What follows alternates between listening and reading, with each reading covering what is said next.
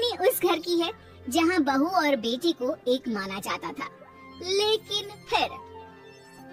और शिखा बेटा, तू रसोई में क्यों घुसी रहती है? जा, रोटी मैं बना लूंगी। नहीं नहीं माँ जी, आप बैठिए, बस सारा खाना बन ही गया है। श्वेता को बोल देती हूँ, वो खाना लगा देगी सबका। सॉरी भाभी, मेरे पास वक्त नहीं है। माँ, मुझे पैसे देना, पार्लर जाना है।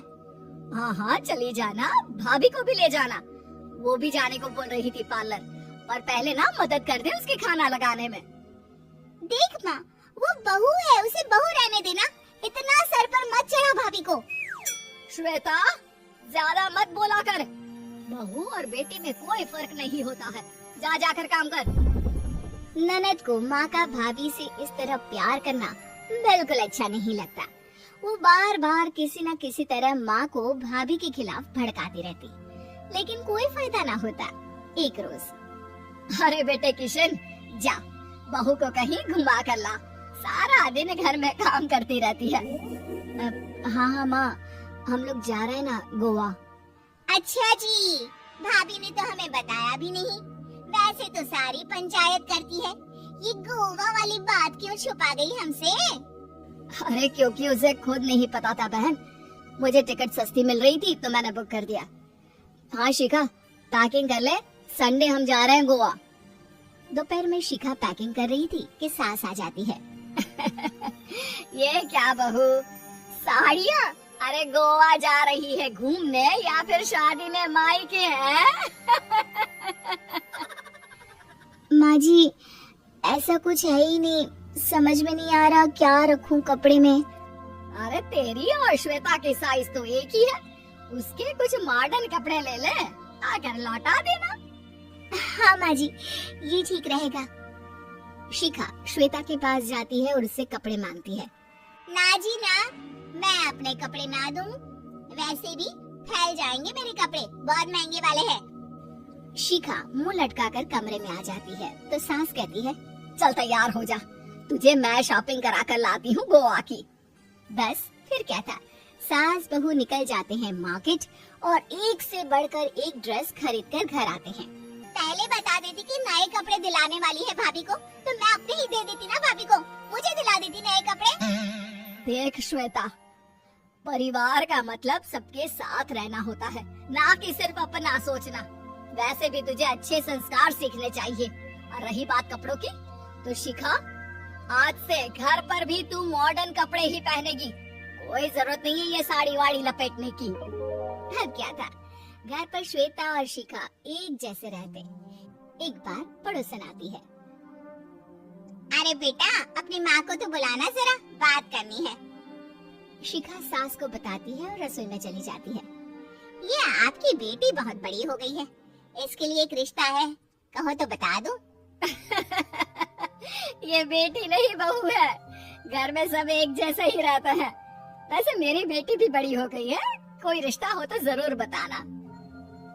पड़ोसन रिश्ता लेकर उन लोगों के घर आती है। तब श्वेता की होने वाली सास कहती है, तो ये घर है, कितने मंजिल का है? और ये बहू ने आपकी क्या पहन रखा है, जीन्स टॉप? अरे भाई, साड़ी वाड़ी नहीं है क्या इसके पास? देखिए, सर्दी है तो साड़ी में बहू कैसे मैनेज करती, वैसे पहनती है साड़ी भी। देखिए, हम लोग ठहरे पैसे वाले लोग, कोई कमी नहीं है हम लोगों के पास पैसों की, बहुत पैसे हैं, जमीन, नौकर, चाकर, कार, सब कुछ है, लेकिन घर में संस्कारी बहू चाहिए। समझ रही है ना आप?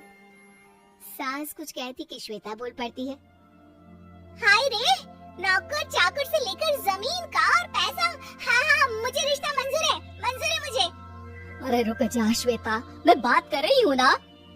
देखिए, हम लोगों के घर इतनी आजादी नहीं मिलेगी।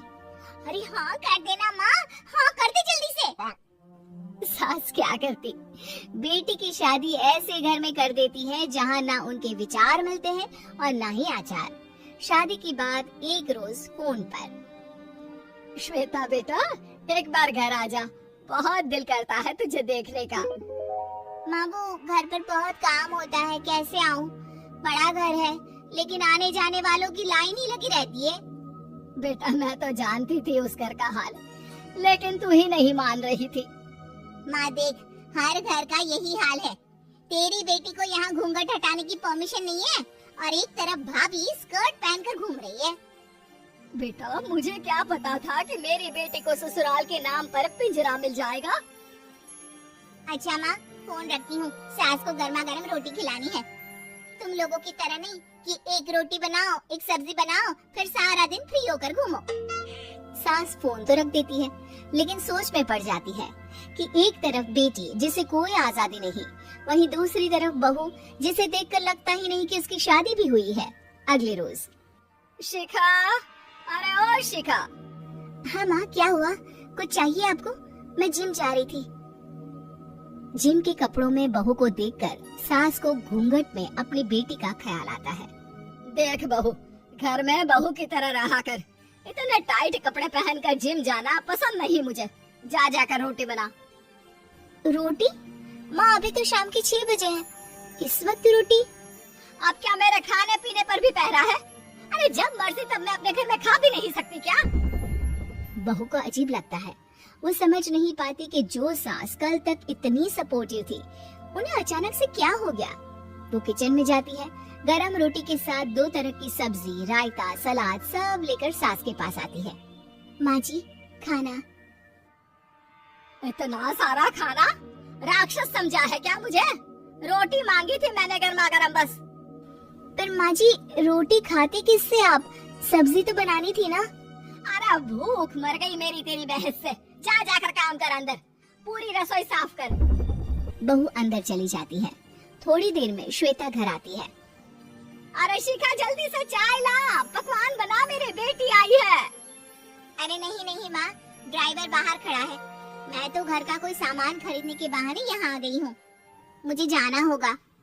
अरे बेटा, पर कितने दिनों बाद देख रही हूँ तुझे, रहने आ जाना 2-4 दिन के लिए। आ जाऊंगी माँ, जब मेरी सास मरेगी तब।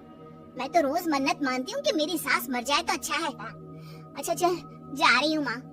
हे भगवान, कैसे कैसे दिन देखने पड़ रहे हैं मेरी बेटी को।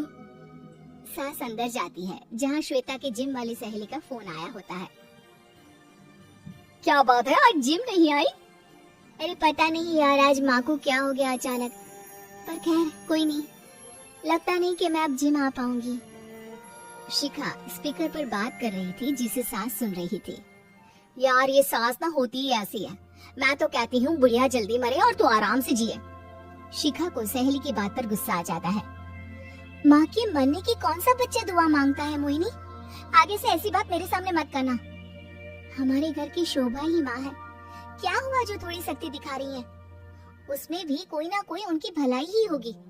मैं तो कहती हूँ भगवान मेरे जैसी सास सबको दे, जो सिर्फ माँ की तरह है। सास वाली तो कोई बात ही नहीं है उनमें। सास ये बात सुन रही थी। उनकी आंख में आंसू आ जाते हैं कि क्यों वो बेटे की किस्मत में बहू को भी भागीदार बना रही थी। शिखा, अरे ओ शिखा, क्या हो गया? जिम नहीं जाना क्या?